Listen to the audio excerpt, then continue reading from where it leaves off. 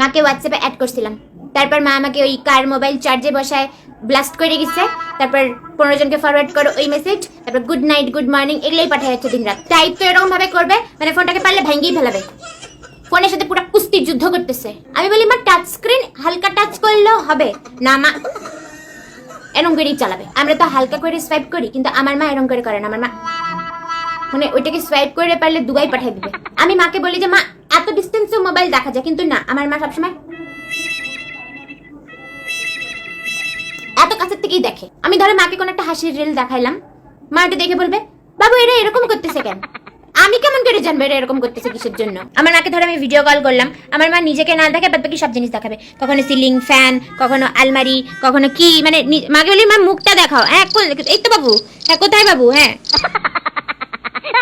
আমার মা বলবে আমাকে হোয়াটসঅ্যাপ চালানো শিখাই দে।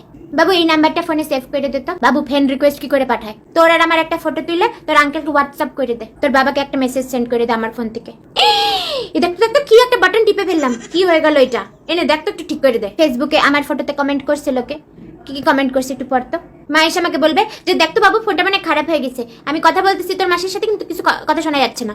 তারপরে আমি দেখবো যে মা ভলিউম কি একেবারে জিরোতে রেখে ফোনটা উল্টা করে ফোনে কথা বলতেছে। মা যখন সেলফি তুলে আমাকে পাঠায়, যাই না সবসময় নিচের থেকে কেন তুলে, বা গম্ভীর একটা তুলবে, এত ক্লোজ চলে আসবে যে নাক ছাড়ার কিছু দেখা যায় না। আমার মা আবার গুগলে অনেক কিছু সার্চ করে। হ্যালো গুগল, ডালের বড়ি দিয়ে একটা রেসিপি। হ্যালো গুগল, মান্নাদের পুরানা সং বাংলা।